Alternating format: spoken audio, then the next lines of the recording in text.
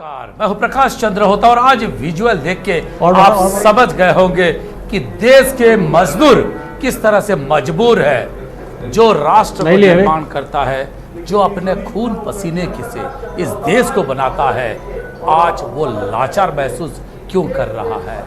आखिर इसके लिए जिम्मेदार कौन है? क्या कोरोना ही जिम्मेदार है, व्यवस्था ही जिम्मेदार है, समन्वय का अभाव है, या फिर समाज में लोगों के बीच में जो संवेदनाएं थी, वसुधैव कुटुंबकम की जो बात होती थी, वो कहीं ना कहीं कम दिखने लगी है। क्या लोग खुद को बचाने के लिए दूसरों के बारे में सोचना छोड़ दिए?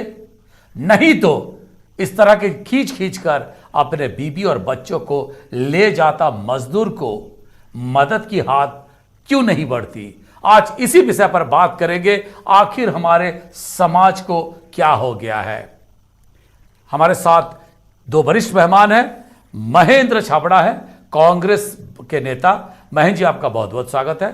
सच्चिदानंद उपासने हैं, बीजेपी के बड़े नेता हैं, प्रवक्ता भी है। सच्चिदानंद जी, आपका भी बहुत बहुत स्वागत है। साथ ही हमारे साथ जोड़ेंगे सुकमा से सत्यनारायण चांडक और रायपुर से अवधेश मिश्रा। हम बात करेंगे आखिर इस प्रदेश में लोगों की, विशेषकर देश में जिस तरह से हालात है। कोई श्रमिक, कोई मजदूर साइकिल में नेपाल जाने की बात सोचता है, घर वापसी के लिए शरण लेता है सुकमा में। कोई आता है, सोचता है बिहार तक साइकिल पे जाऊंगा, आखिर में वो हिम्मत हार लेता है, सोचता है बेच दूं अपना साइकिल को और वाहन मिल जाए, किसी तरह से हो जाए, मैं उसी में जाऊं। आखिर क्या हो गया है इस देश को और समाज की संवेदनाओं को? सच्चिदानंद जी, इसके पीछे का कारण क्या है? आप क्या देख रहे हैं? आखिर हमारे मजदूर मजबूर क्यों हैं? आपने पूरे समाज की बात की है। जहाँ तक पहले इस प्रकार का वातावरण हमारे समाज में दिखता नहीं था, आपने जो भी संस्कृत का एक श्लोक भी कहा, तो वास्तव में पहले सब एक दूसरे के लिए मदद के हाथ उठाते थे। आज परिस्थितियां कमोबेश सब, राजनीति ने वातावरण को इतना बिगाड़ दिया है कि मैं मानता हूं कि बहुत कुछ समाज जो है राजनीति और सरकारों पर डिपेंड हो जाता है। वो ये मानता है कि मेरी जिम्मेदारी नहीं है, ये सरकार की जिम्मेदारी है, ये प्रशासन की जिम्मेदारी है, और इस कारण से उसके सहयोग के हाथ आगे बढ़ते नहीं हैं। जहाँ तक छत्तीसगढ़ में जिस प्रकार से मजदूरों के बारे में, जो प्रवासी मजदूर हैं, उनका विषय जो जटिल हुआ है, मैं मानता हूं पूर्णतः प्रदेश सरकार की विफलता उसमें है। एक तो शुरू से इनके पास आंकड़े नहीं थे कि हमारे प्रदेश से कितने प्रवासी मजदूर किन किन राज्यों में हैं। उसके कोई अलग अलग आंकड़े, चाहे मंत्री हो, मुख्यमंत्री हो, प्रशासनिक अधिकारी हो, अलग अलग आंकड़ों के प्रस्तुतिकरण वे मीडिया के सामने कर रहे थे। किन राज्यों में कितने हैं, आज तक उसका कोई हिसाब किताब इस सरकार के पास नहीं है। और यही कारण है कि जो आपने व्यवस्था की बात कही, एक मामला उसमें व्यवस्था का भी दोष है कि हम अपने प्रांतों से गए हुए उन मजदूरों को किस प्रकार से इस विपरीत परिस्थितियों में अपने घर तक पहुंचाएं। ये प्रदेश सरकार की महती जिम्मेदारी होती है। उसमें केंद्र भरपूर सहयोग करने को पहले से ही तैयार है। अनेक प्रकार की मदद भी केंद्र के द्वारा दी गई है। उन सबका उपयोग जो है प्रदेश सरकार को करना चाहिए था। समय रहते हम सबको, जो हमारे विभाग है उसमें करना चाहिए था, तो ये परिस्थितियां निर्माण नहीं होती जो आज उन मजदूरों के साथ जिस प्रकार का दिख रहा है। कोई पैदल जा रहा है, कोई साइकिल से जा रहा है, कोई रेलवे ट्रैक पर कट रहा है, तो कोई जो है अनेक आत्महत्या कर। महेंद्र छाबड़ा जी, जिस हिसाब से स्थिति को देखते हुए आखिर में उपासने जी कहते हैं कि राज्य सरकार की विफलता है। ठीक है, छत्तीसगढ़ के अंदर की बात हो, 1 लाख श्रमिक छत्तीसगढ़ आने हैं। जो श्रमिक बिहार से जाने वाले हैं, जो श्रमिक उड़ीसा जाने वाले हैं, मध्य प्रदेश या दूसरे राज्यों पे जाना है और छत्तीसगढ़ की सीमा से जाएंगे, उनकी व्यवस्था भी क्या राज्य सरकार की जिम्मेदारी है? पहली बात। दूसरी बात है, अगर गुरुद्वारा खुल सकता है उन सारे बेसहारा भूखे लोगों के लिए, तो बाकी लोग समाज में आगे क्यों नहीं आते?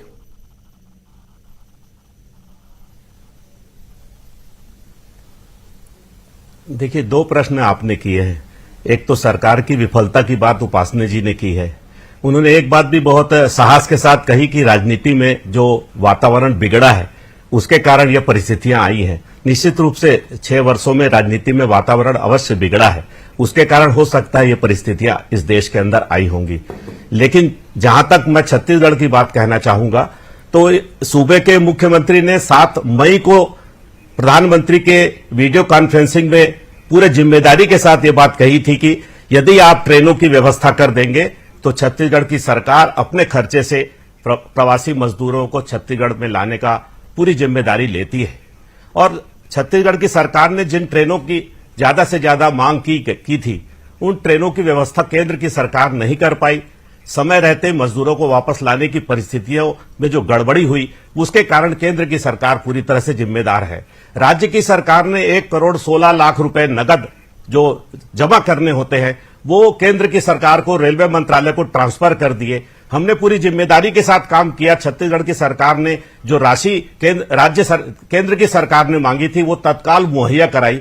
अब व्यवस्था करने की जवाबदारी रेलवे मंत्रालय की थी, जिसमें वो पूरी तरह से विफल रहे। देखने को आया है कि लगातार जहां पर भी जिन राज्यों में दूसरी सरकारें हैं वहां भेदभाव की जो स्थिति निर्मित हुई है वो बहुत ही निंदनीय है। इस तरीके से केंद्र की सरकार में बैठे हुए लोग यदि इस तरीके से करते रहेंगे तो राज्यों में जो लोग बैठे हुए हैं, राज्य की सरकार चला रहे हैं, जिनकी जिम्मेदारी है संघीय प्रणाली में जो काम करने की व्यवस्था है, उसमें प्रश्न चिन्ह खड़ा हो जाता है। यही तो दुखद स्थिति है। सूबे मैं आ रहा हूं, छाबड़ा जी आपके पास आ रहा हूं। मैं एक सवाल इसी को जोड़ा हुआ, अवधेश मिश्रा हमारे रायपुर से रिपोर्टर है, सीनियर रिपोर्टर है, मैं उनसे जान लेता हूं। अवधेश, केंद्र सरकार कहती है छत्तीसगढ़ ट्रेन लेने के लिए तैयार नहीं है, पर जो जानकारी है सबको है, लगातार छत्तीसगढ़ सरकार यही कहती रही है कि हमको ट्रेन मुहैया करवा दे, हम लेने के लिए तैयार है। यहां तक कि कांग्रेस की अध्यक्ष सोनिया गांधी कहती है हम ट्रेन का भाड़ा भी देने के लिए तैयार है। आखिर ये विवाद क्यों हो रही है? पीयूष गोयल आज क्या बोले और क्यों इस तरह की स्थितियां निर्मित हो रही है? अवधेश, देखिए, सबसे बड़ी बात यह है कि ट्रेनें ट्विटर पे दौड़ रही हैं और सड़क पे मजदूर जो है वो मजबूर बने हुए हैं। इस पूरे मामले पे राजनीति जितनी होनी चाहिए उससे ज्यादा राजनीति देखने को मिल रहा है। केंद्रीय मंत्री कह देते हैं कि हम 300 ट्रेन हम रोज चलाना चाहते हैं, लेकिन राज्य से हमको अनुमति नहीं मिल रही है। राज्य सरकार ने डाटा के साथ ये कहा है कि हमने 30 ट्रेनें मांगी, 14 ट्रेनों की अनुमति दी गई, जिसके लिए हम 1 करोड़ 17 लाख रुपए जमा कर चुके हैं। अन्य राज्यों से केंद्र सरकार से लगातार बातचीत चल रही है कि आप हमें अधिक से अधिक ट्रेनें की सुविधा दीजिए ताकि हम लोगों को ला सके। छत्तीसगढ़ ऐसा राज्य बना इस पूरे कोरोना काल में जिसने अपने श्रमिकों को लाने के लिए पूरी जो भाड़ा है ट्रेन की वो पहले से जमा करा दी। हमारे पास उड़ीसा राज्य का उदाहरण है, हमारे पास गुजरात राज्य का उदाहरण है, हमारे पास यूपी राज्य का उदाहरण है, जहां पे ऐसे राज्य है जहां पे राज्य सरकार पहले ही पैसा जमा नहीं करा रही है, लेकिन छत्तीसगढ़ सरकार पहले पैसा जमा करा दे रही है। लेकिन सवाल यही है कि इस स्थिति, जब यह स्थिति बेहद ही विषम हो चुकी है, अब लोगों को के चेहरे के सामने जो तस्वीरें निकल के आ रही है वो हृदय विदारक तस्वीर है। इन तस्वीरों को कैसे समाप्त किया जाए, कैसे इनको सुविधाएं मुहैया कराई जाए, इस पे अगर चर्चा हो जाए तो कम से कम मजदूरों का भला तो हो ही जाएगा। ठीक है महेंद्र छाबड़ा जी, क्या इस ट्रॉली में जिस तरह से बैग में छोटा बच्चा सोया है, लेटा है, और उसी को नहीं देश की स्थिति को खींच रही है, ऐसा लग रहा है। ये जो दृश्य हम अपने स्क्रीन पर दिखा रहे हैं, मेरे हिसाब से इससे और ज्यादा हम कुछ नहीं दिखा सकते थे, जो सारी स्थिति को बयान कर रही है। आखिर हमारे अंदर की संवेदनाएं क्यों खत्म हो गई? क्यों ये कहा जा रहा है जब सबके सामने ये स्थिति है कि भूपेश बघेल सरकार ने पहले ही दिन से कह रही है कि ट्रेन हमको दिया जाए, हम अपने मजदूरों को लाना चाहते हैं।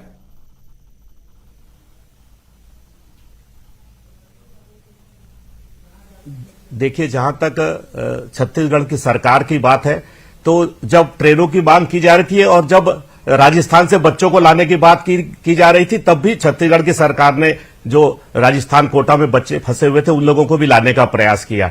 जहां तक मजदूरों को ट्रेन से लाने की बात है, तो केंद्र की सरकार और रेलवे मंत्रालय इसमें पूरी तरह से असफल साबित हुआ है। लगातार इनकी असफलताएं सामने भी आती रही हैं। 2 बार स्वयं रेल मंत्रालय ने आम जनता से भी निवेदन किया कि अब इस तारीख को ट्रेन चालू हो जाएगी, आप टिकट की बुकिंग करा सकते हैं। और जब टिकट की बुकिंग लोगों ने करा ली तो उनको रद्द कर दिया गया और पैसा जब वापस करने की बात आई तो 6 महीने बाद वापस करेंगे। यदि कोई ट्रेन की टिकट रद्द करता है तो उसको तत्काल पैसा जमा वापस करना चाहिए। यह असफलता का एक बहुत बड़ा कारण है। यदि ट्रेन चालू कर दी जाती, जो जिस तरीके से ट्रेन चालू करने की घोषणा 2 बार रेल मंत्रालय ने की है, तो निश्चित रूप से ये परिस्थितियां देश के अंदर में निर्मित नहीं होती। अधिकांश लोग उस ट्रेन का लाभ लेकर और जो सोशल डिस्टेंसिंग की बात की जा रही है उसका लाभ लेकर अपने अपने स्थान पर धीरे धीरे पहुंच जाते। लेकिन लगातार पैसों की कमी को देखते हुए केंद्र, ये बड़ा सवाल खड़ा होता है कि आखिर क्यों बार बार ट्रेनों को रद्द करने की घोषणा केंद्र सरकार कर रही है? क्या केवल जनता से पैसे बटोरने का काम भर कर रही है? वापस करना है तो 6 महीने बाद लीजिए और देना है तो तत्काल दीजिए। यही कारण है कि जिसके कारण मजदूरों को तकलीफ हो रही है। जी जी जी महेंद्र जी, ठीक है। उपासना जी, हम तो दिल्ली से जो बाहर में फंसे उपासना जी और बार बार पूछ रहे कि छत्तीसगढ़ की सरकार के पास आंकड़े नहीं है, तो मैं आंकड़े मेरे पास में पूरे दस्तावेज में हैं, उनको उपलब्ध करा दूंगा।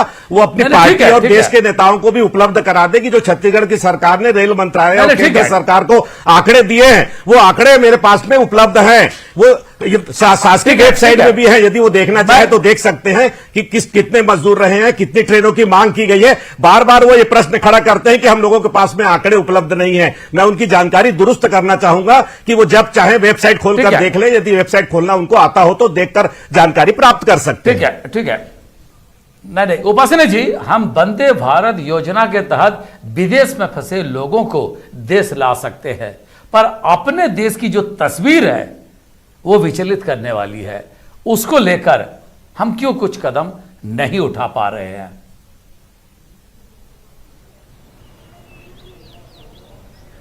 देखिए, सबसे पहले तो मैं छाबड़ा जी, जो राजनीति का वातावरण की बात की, उन्होंने 6 साल में बिगड़ गया है। राजनीति का वातावरण तो 60 सालों में कांग्रेस ने इस देश में बिगाड़ा है। 6 साल की बात न करें, 6 साल में तो बहुत कुछ सुधरा है इस देश में। और जिस प्रकार का वातावरण इस प्रदेश में निर्माण हो रहा है, जो बाहर से दूसरे राज्यों से यहां से जाने वाले श्रमिक हैं, उनको जिस प्रकार से न तो भोजन मिल रहा है, न पानी मिल रहा है, न उनके कोई रहने की व्यवस्था हो रही है। यहां तक कि जो सामाजिक संगठन कर रहे थे व्यवस्थाएं, उसको भी सरकार ने रोक दिया। कह दिया कि हम सरकार, आपको जो भी मदद देनी है आप सरकार के पास जमा करिए, सरकार जो है उनकी मदद करेगी, चाहे वो प्रदेश के अंदर के हो, चाहे प्रदेश से यहां से गुजरने वाले दूसरे राज्यों के प्रवासी मजदूर हों, हम सब व्यवस्था करेंगे। लेकिन आज जिस प्रकार की व्यवस्थाएं दिख रही है, वहां मृत्यु हो जा रही है। बेचारा बेटा चिल्ला रहा है, उसकी माताजी चिल्ला रही हैं, वो कार में बैठा है, लेकिन अधिकारी उसको जो है यहां से जाने नहीं दे रहे हैं कि भैया अस्पताल तक जाने दो, उसको किसी प्रकार के गैस की व्यवस्था होने दो। तो ये जिस प्रकार की बातें कर रही हैं, ट्रेनों के मामले में आज रेलवे मंत्री पीयूष गोयल जी ने साफ साफ कहा है कि जिन राज्यों ने इनके साथ सहयोग नहीं किया है, सही केवल छत्तीसगढ़ के बारे में नहीं है, पश्चिम बंगाल, दूसरे राज्य, राजस्थान भी है, अन्य राज्यों का भी उन्होंने उल्लेख किया है कि हमने 300 ट्रेनें प्रतिदिन चलाने की तैयारी रखी है। जो ट्रेनें हमने तैयार रखी हुई है, उसका उपयोग हम प्रदेश से कराना चाहते हैं, लेकिन सरकार ने उसको ले नहीं रही उपयोग। ये आपका आरोप है, ठीक है। मेरे साथ सुकमा से हमारे प्रतिनिधि हैं, मैं उनसे भी जान लूं। सत्यनारायण चांडक, 2 लड़के आते हैं, वो कोटपाड़ यानी वेल्लूर से निकलते हैं, विजयवाड़ा आते हैं और आखिर में सुकमा में आके शरण लेते हैं। उनको जाना है नेपाल और साथ है मात्र 2 साइकिल। 2 ऐसे लोग हैं मजदूर जो आते हैं और साइकिल बेचकर बिहार जाना चाहते हैं, कोई भी स्थिति का संभावना दिख जाए। आखिर क्या हो गया लोगों को? कुछ लोग हिम्मत नहीं हार रहे हैं, हिमालय की चोटी छूना चाहते हैं अपने साइकिल से, और कुछ लोग हिम्मत हार के कह रहे हैं मेरे पास जो कुछ भी है मैं उसको भी लुटाना चाहता हूं, पर मैं अपने गांव, अपने मातृभूमि, अपने मिट्टी तक पहुंचना चाहता हूं। क्या कह रहे हैं ग्राउंड में लोग, वो मजदूर, वो बेसहारा, वो लाचार लोग जिनकी तरफ समाज शायद आज उतनी संवेदना नहीं रख रही है? सत्यनारायण चांडक। जी आपको बता दूं कि ऐसे कई लोग हैं जो हिम्मत हार रहे हैं, क्योंकि उसके पीछे बहुत बड़ा कारण है। उन मजदूरों का कहना है कि हम लोग कमाने के लिए आए हैं और हमारे जो कमाई होगी उस पैसे से हम अपना परिवार का पालन करते हैं, लेकिन जब हम यहाँ पर आए हैं न तो कमा पा रहे हैं, यहाँ तक कि हमारे खाने के लाले पड़ रहे हैं। जिस कंपनी में काम करने के लिए आए हैं, जिस कंपनी में अपनी सेवाएं दे रहे हैं, वो कंपनी आज हाथ खड़ा कर दिया है, न तो खाने के लिए दे रहा है और न ही पैसे दे रहा है। ऐसी स्थिति में वो लोग अपने घर से पैसा मंगवाते हैं, वो भी ब्याज पे, क्योंकि उनकी आर्थिक स्थिति ठीक नहीं है। वो ब्याज पे पैसा मंगाते हैं, उसके बाद साइकिल खरीदते हैं, फिर वो घर के लिए, बिहार के लिए रवाना होते हैं। लेकिन जब कोंटा बॉर्डर पहुंचते हैं, चूंकि उन्हें साइकिल चलाने की इतनी आदत नहीं है, बीच रास्ते में तेज गर्मी पड़ती है, ना तो होटल है खाने के लिए, ना पीने की कोई व्यवस्था है। आंध्र प्रदेश और तेलंगाना सरकार ने किसी प्रकार की व्यवस्था नहीं की है। जब वो कोंटा पहुंचते हैं तो वहाँ पूरी तरह से हिम्मत हार जाते हैं। उन्हें ये नहीं पता कि हम घर पहुंच पाएंगे नहीं पहुंच पाएंगे। बड़ी मजबूरी और बेबसी के साथ में वो साइकिल वहाँ पर बेचने को तैयार हो जाते हैं। प्रशासन से गुहार लगाते हैं कि हमारे से पैसा ले लीजिए, साइकिल बेच देते हैं और हम सूद से पैसा मंगा लेंगे, लेकिन हमें सही सलामत घर भेज दीजिए, कहीं ये रास्ते में हम दम ना तोड़ दें भूख और प्यास के मारे। यही वजह है कि मजदूर जो हिम्मत हारे हैं, अपने परिवार के आगे वो बेबस हैं। जो जी जी जी बोले बोले जी। और ऐसे ही जो मजदूर जो नेपाल से आए हैं, उनका कहना है कि वो हर साल वो मजदूरी करने आते हैं नेपाल से, क्योंकि वहाँ पर उनकी गरीब माँ, बीवी और बच्चे जो है इंतजार करते हैं। हम यहाँ पर भारत आते हैं, पैसा कमाते हैं, 4 महीना पैसा कमाते हैं, फिर 6 महीना वहाँ जाके पैसा को खाते हैं। लेकिन जब यहाँ पर आए हैं, न तो हमें कमाई हो रही है, न हम घर पैसा पहुँच पा रहे हैं। ऐसे में वो मजबूर हो जाते हैं विजयवाड़ा से नेपाल जाने के लिए, वो भी साइकिल से। तो ये मजबूरी है यहाँ के मजदूरों की। वो पैदल जो है विजयवाड़ा से निकलते हैं, 4 दिन भूखे प्यासे जगरगुंडा पहुंच जाते हैं। जगरगुंडा के बारे में उन्हें ये नहीं पता रहता है कि ये जगरगुंडा वो नक्सल प्रभावित इलाका है जहाँ दिन दहाड़े लोग आने में डरते हैं, लेकिन वो रात में अपने बीवी बच्चों के साथ में वो जगरगुंडा पहुंच जाते हैं। ये मजदूरों की मजबूरी है। कहीं ना कहीं मजदूरों के अंदर जो है डर है, भय है, कहीं हम रास्ते में दम ना तोड़ दे, कहीं हम किसी हादसे का शिकार ना हो जाए। वो सही सलामत घर पहुंचना चाहते हैं। जी यूं ही कोई वजह नहीं होगी, नहीं तो कोई अपना मातृभूमि, अपना गांव छोड़ के नहीं आता इतनी दूर।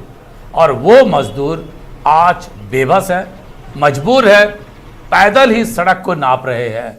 महेंद्र छाबड़ा जी, इन सारी बातों को सुनने के बाद क्या लग रहा है आपको?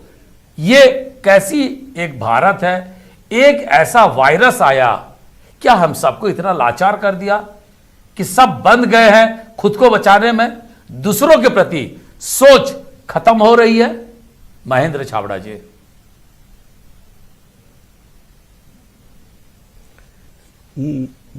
देखिए, परिस्थितियां तो जो निर्मित हुई है उसमें कहीं ना कहीं एक बड़ा सवाल तो खड़ा होता ही है।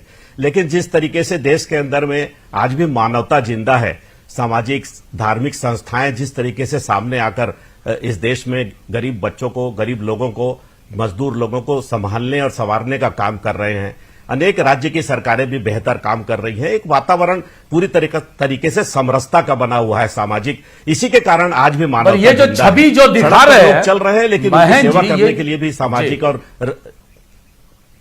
वो जिस तरीके से जो लोग पैदल चल रहे हैं, लगातार लाखों की संख्या में चल रहे हैं, उस पर मैंने एक बात कही थी, दूसरी बात छूट गई थी, आपने रोक दिया था। उसमें रेल मंत्रालय की जो गलती थी वो मैंने बता दी। दूसरी बड़ी एक गलती ये थी कि जिस दिन पहले दिन लॉकडाउन की घोषणा की गई थी, उसमें केवल 4 घंटे का समय दिया गया था लोगों को संभलने का, और 4 घंटे में लोग नहीं संभल पाते थे। यदि उस दिन 4 दिनों का, 3 दिनों का समय दे दिया जाता और ये कहा जाता कि आप अपने अपने स्थानों पर चले जाएं, तो उस दिन ट्रेन का इंतजाम भी था, उस दिन हवाई जहाज भी चल रहा था, उस दिन सड़क मार्ग भी खुला हुआ था, और उस दिन लोग अपने अपने गंतव्य स्थानों पर चले जाते। आज देश के अंदर में 13 करोड़ लोग देश में अलग अलग स्थानों पर बटे हुए हैं। वो 13 करोड़ की संख्या निश्चित रूप से 5-6 करोड़ की हो जाती, और जिस तरीके से पूरे देश के अंदर में हम सब लोगों को, उन लोगों के लिए भोजन और पानी और रास्ते में इंतजाम करना पड़ रहा है, भारी पैमाने पर करना पड़ रहा है, वो संख्या निश्चित रूप से बहुत कम हो जाती, जिसका फायदा आज देश को मिलता। आज करोड़ों रुपए का राशन और जो व्यवस्था करनी पड़ रही है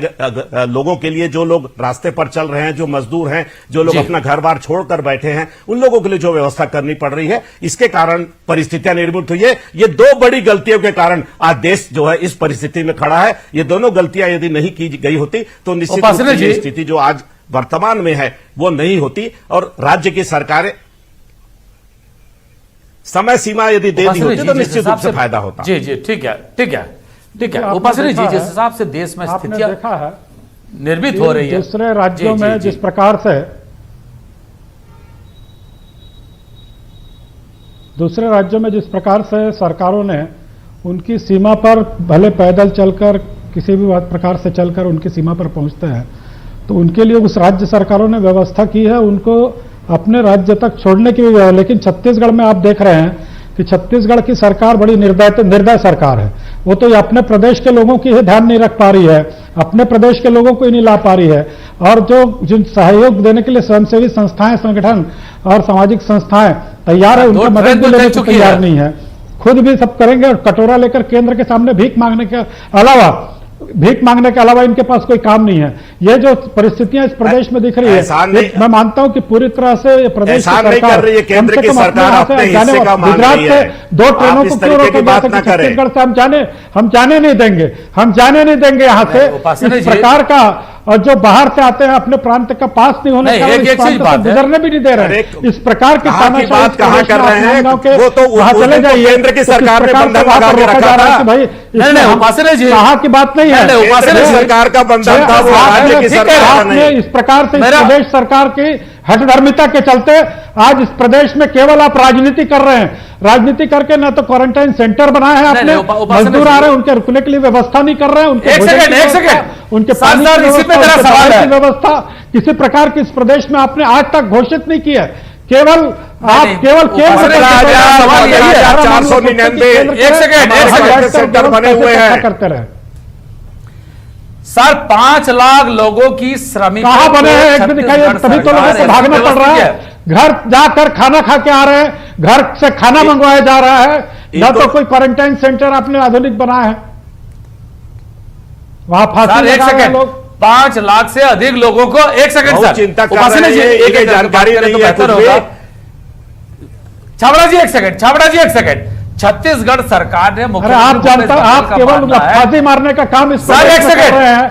कोई भी अरे सर एक सेकंड सर से लोग भागे जा रहे हैं, लोग वहां आत्महत्या कर रहे हैं। अरे सर एक सेकंड, ठीक है ना, लोग घर घर चले जा रहे हैं। होता जी आप लफाजी कर रहे हैं क्या? काहे की सुविधाएं? होता जी लफाजी क्यों कर रहे हैं आप बोल रही है? अरे देखिए होता जी क्यों कह रहे हैं लफाजी कर रहे हैं करके? अरे आपको कह नहीं रहा हूं, मैं कांग्रेस पार्टी को कह रहा हूं कि पूरी केवल प्रदेश सरकार लफाजी कर रही है। होता जी एक सेकंड, अरे वो रहे थे, बोल तो वो रहे थे, लोग पैदल चल रहे हैं। एक सेकंड, उनकी छत्तीसगढ़ साहस तो जुटाइए उपासनी जी, आपको होता जी के पास सुनने का साहस तो जुटाइए। क्या हो गया आपको? आपकी बात एक सेकंड, छत्तीसगढ़ मुख्यमंत्री का मानना है, हो क्या गया आपको? अरे सर एक सेकंड, आप क्यों भी अरे हो गया, सुन तो लीजिए सर, हो गया। उपासना जी तो रखनी चाहिए आपको। अरे उपासना जी एक सेकंड, छत्तीसगढ़ में मुख्यमंत्री भूपेश बघेल का मानना है जून के महीने में बारिश आ जाती है, और बारिश आ जाने से पहले छत्तीसगढ़ सरकार चाहती है जो बाहर में फंसे मजदूर है वो प्रदेश में आ जाएं। वो चाहते हैं 5 लाख से अधिक कैपेसिटी वाला क्वारंटाइन सेंटर बनाया गया है इन मजदूरों के लिए, श्रमिकों के लिए। पर जब तक उनको ट्रेन नहीं मिलेगा, उनको आने की सुविधाएं नहीं मिलेगी, अगर इंटरस्टेट की जरूरत हो, जिस तरह से कोटा से लाया गया, केंद्र सरकार से बस चलाने की भी परमिशन चाहिए, क्योंकि एक से अधिक राज्यों से होते हुए जाएंगे। केंद्र क्यों मदद नहीं कर रही है, यही सवाल कांग्रेस पार्टी या सरकार पूछ रही है। क्योंकि हालत खराब है, अभी कारखाना बंद है, सरकार की रेवेन्यू कम है, मनरेगा पे 200 दिन का होना था वो नहीं हो पाया है, मनरेगा का भी मदद मिलता, बाकी चीज भी मिलते, क्यों नहीं केंद्र मदद कर रही है, केवल और केवल बयानबाजी कर रही है। यह कांग्रेस की आरोप है आप पर, क्या कहेंगे इस पे?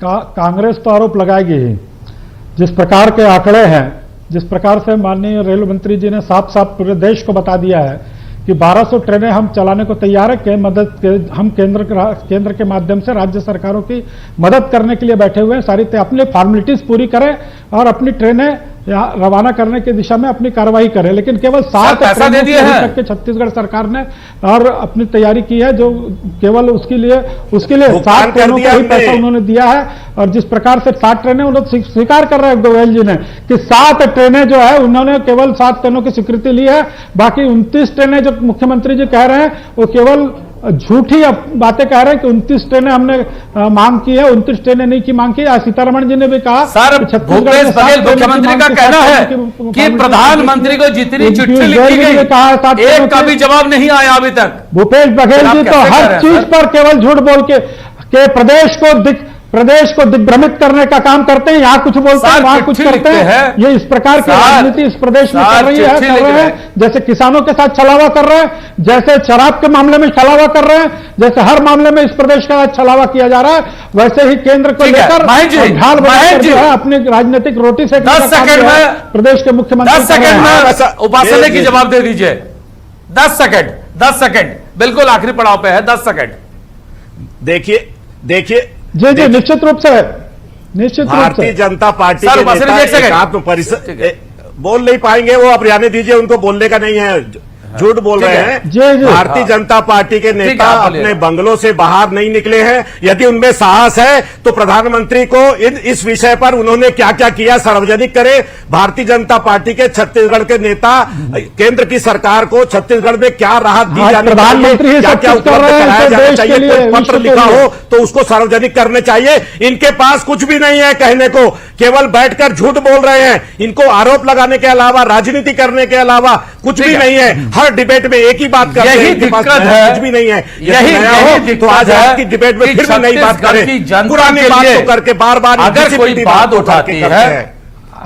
जी ठीक है। आप बताएं कि क्या किया है इस प्रदेश के लिए, इस तरह से क्या किया है इस प्रदेश के लिए, आप बताएं। कोरोना में लगातार ट्रेन की मांग की जा रही है, लगातार यहां पे मनरेगा की मांग की जा रही है, मनरेगा पे 200 दिन की मजदूरी की बात की जा रही है, आर्थिक पैकेज की बात की जा रही है। और शायद ये इसीलिए मांगी जा रही है, ये जो जनता सड़क पे चल रही है ये हमारी ही पब्लिक है, हमारी ही जनता है, और यही वोट देकर सरकार बनाती है। पर समाज मुंह ना मोड़े, सरकार जितनी कर रही है उससे और भी ज्यादा हो सकता है तो करे, पर उससे बड़ी बात है केंद्र भी राज्यों को मदद करे तो स्थितियां और बेहतर हो सकती है। आपको अगर कोई भूखा मिले मदद जरूर करिए, घर में रहिए, सुरक्षित रहिए, कोरोना से बचिए, पर साथ ही 2 रोटी दूसरों के साथ भी हिस्सेदारी में बांटे ताकि वो भी जिंदा रहे इस कठिन काल में और हम भी जिंदा रहें। तीनों मेहमान महेंद्र छाबड़ा, सच्चिदानंद उपासने, साथ ही सत्यनारायण चांडक और अवधेश मिश्रा, हम सारे मेहमानों का बहुत बहुत धन्यवाद।